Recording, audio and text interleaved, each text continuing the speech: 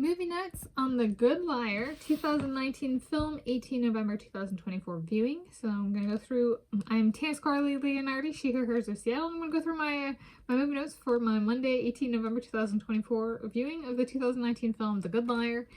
I'm going to before I delve into my description for this movie, this is the approach I have taken, and it takes kind of the whole plot to figure it out, but because some people might not figure it out, I'm deciding to frame it this way.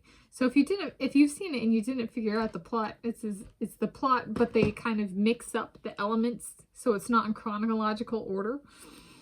Yeah, so they kind of mix it up. So there's like multiple storylines that go on, and later in the movie, they refer to the stuff that happened like decades earlier. So I'm putting it in kind of not chronological order, but like taking into account the stuff that's included later in the movie that was earlier in time in my synopsis. So this is a fiction film about the long-term follow-up / follow-through between a female German, not Jewish, civilian, and a male German, not Jewish, resistance militant who assumed somebody else's British identity and sexually assaulted the female in Germany during World War II. At the time of the follow-up / follow-through, both individuals live in Great Britain and speak fluent English. So I guess technically the assumed, I might change it. So I'm removing the who assumed somebody else's British identity because I bring that up later. Okay.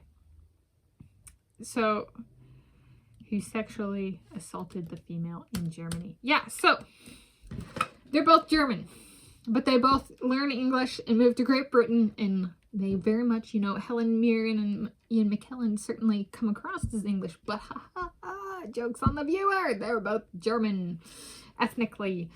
And so the female character, the real name of the female character is Lily, but she took the English name Betty, kind of after the war and when she moved to England or whatever. And then the guy's name, the male character, his real name was Hans, and then he took the English name Roy. Okay, so if you didn't figure that out, they're both ethnically German and then both migrate elsewhere.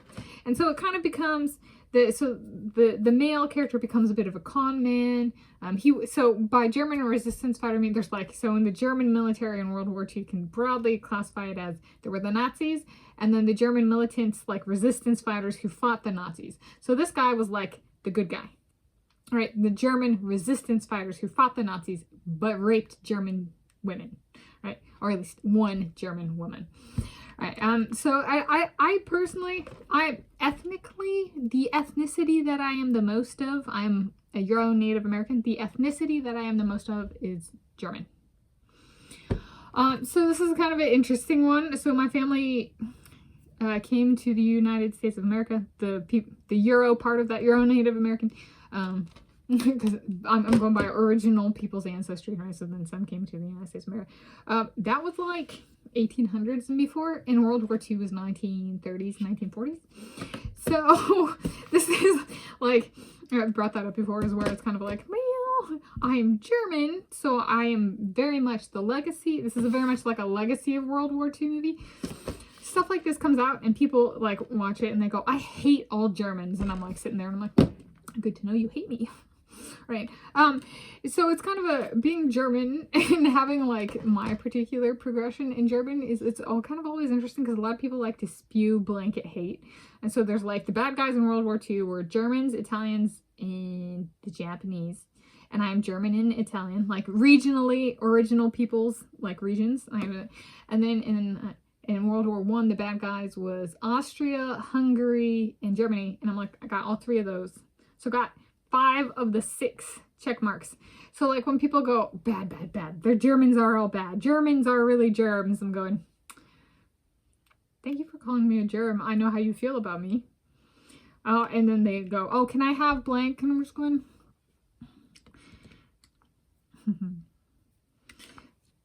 I cannot imagine being as stupid as you. Right? So at least if you value my interactions or having me in your network as like somebody you actually want to be friends with, well then maybe don't say you hate Hungarians. Maybe don't say you hate Germans, because that's synonymous with saying you hate me ethnically. Alright, so stuff like this I actually do appreciate, because it brings up, you know, people can hate the Nazis all I want, but like the rest of us Germans doesn't mean we're better. Right? Like, to be honest, and I bring that up because the man who raped me was ethnically German, and I am ethnically German. Right? So there's a little bit of like, we're an ethnicity that has real problems. There is no, like, in terms of ethnicity, there is no bigger disadvantage than being, or form of adversity in existence than being the ethnicity that was a bad guy during a World War I or World War II. Because we got human adaptation on Runaway. So there's in watching this, I'm kind of like, ah. And so the guy who raped me, so I was living in South Africa in 2012. I was 19 years old. He was in his 20s. His last name was 3 letters and started with a V. And I'm bringing that up because I then went to the University of California, Berkeley, where my advisor, Burkhard Malitzer, was German, East German, and so and he was in the military, but like stuff like this comes up because I'm like, right, so the German resistance fighter in this one, the guy who's supposed to be the good guy who brings down the Nazis, rapes the woman, right? My advisor saved me from like, you know, a different professor in the department who kind of like, you know, we've been through, was not so good, right? You think of it as he saved me. So then like, in that sense, the East Germans are the good guys in my own life story, whereas the West Germans are not, like, kind of thing. And this movie is kind of like that, where it's like, it's nice that the Nazis killed a lot of people, but for one woman, the bad guy was the guy trying to bring down the Nazis, right? So there's a little bit of like a reality check in all of this of like, you can spew as much hate as you want against us, ethnic Germans. However, like, at the end of the day, your books and your press coverages and your movies does not mean that's my story. Okay. So, for me, if those Nazis killed the man who raped me, those Nazis are heroes in my life story. So this is a very, I like this movie because there is a reminder of, this is about the power of one person and how one person can be like, it's nice that you love all of the MacArthur genius people. Doesn't mean they're good human beings, right? They're the demons. They're the devils in my life story. And if I ever get the chance to put that in my books, that's how it goes down. That's how it goes down in the eyes of God for this girl, right? Is what happened to me. And so there's like a little bit of empowerment there of like, this was a reminder of that, of like, just because the press says something doesn't mean it's representative of reality. They blanket hate, blanket bans, blanket blocks, that kind of stuff. Doesn't mean it matters at all in my life story in terms of they label the hate and they're the bad guys, but that doesn't mean that's true for me, right? Their bad guys might be my rapist, right? So this is a good reminder of that. How do I feel about this approach to addressing a rapist compared to the rape victim raping the rapist in The Girl with the Dragon Tattoo? So you guys know, if you've the movie notes I did for that one was, I do not support the raping of a rapist by the rape victim. Okay, right, that just continues the behavior. So in this one, it's actually kind of relevant for my upbringing because there was a serial killer in our area targeting young girls in this area when I was growing up, the Green River Killer, and ultimately they were deciding on whether they were going to use the death penalty or not, and they decided the death penalty was too nice. Killing the guy or gal or whoever would be too nice. So they wanted to put them in prison so they could feel the agony that the victims felt. And so the intent with the sentence the person got was actually to treat them, and it was talked about at the time, death is not enough. Killing the person is not enough. They have to treat them worse. They have to treat them with more cruelty. And like mad scientists design bombs and stuff like that, and you go, makes us look like the good guys, right? The people who just kill people and get it over with, right? Mercy killings, and that's our killings are like mercy killings, right? These are the bad guys, the ones drawing it out. So it's kind of interesting because when people are like, just make the killing stop, I just want the killing to stop, I'm like, you are so ignorant. Or you're even worse than the killers, right? So it's kind of an interesting, you know, not what I chose to do, right? In relation to the man who raped me on multiple times, on multiple occasions.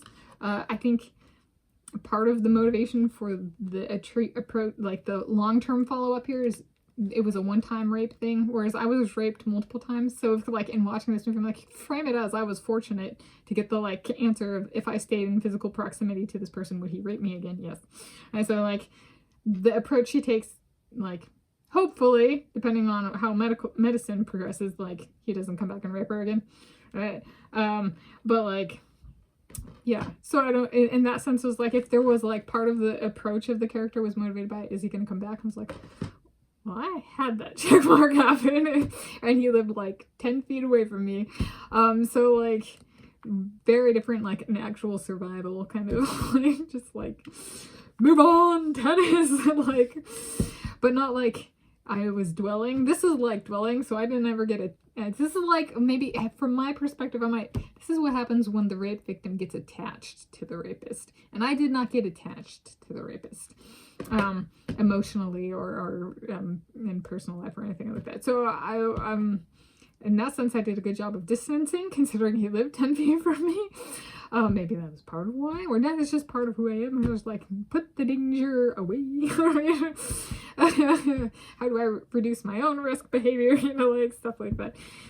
So yeah, I very different progression than my own. Is it better or worse? She didn't rape the rapist, so in that sense I would say it was better than the girl with the dragon tattoo. Yeah, so there we go. But yeah, it's a different one. We're gonna get, yeah, a different approach to, like, are there, you know, masterminds out there plotting this right now against their rapists? I don't want to interfere with that. If that everybody who gets raped and decides to handle it with it, each person is different, so they each have their own approach, you know, to deal with it. So there we go. That's my movie notes on The Good Liar, 2019 film, 18 November 2024 viewing.